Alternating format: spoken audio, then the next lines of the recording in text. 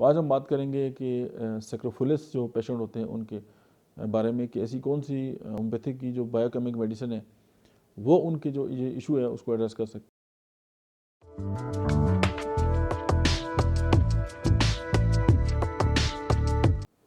बिस्मिल्लाहिर्रहमानिर्रहीम, अस्सलाम वालेकुम।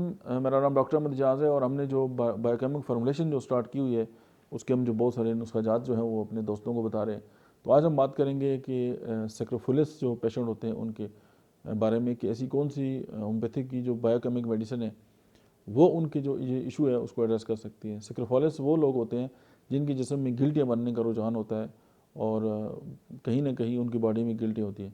तो ये जो मिजाज है इसको खनाजीरी मिजाज भी कहते हैं, सेक्रोफिलिस मिजाज भी कहते हैं, या साइकोटिक जो मिजाज के लोग हैं और गिल्टियाँ जो है उनका एक रुझान हो जाता है। तो उसमें हम स्लिशिया जो है होम्योपैथी की मेडिसिन है 12x में और सेकंड मेडिसिन इज़ क्लिकेरिया फास्ट जो है वो 6x में।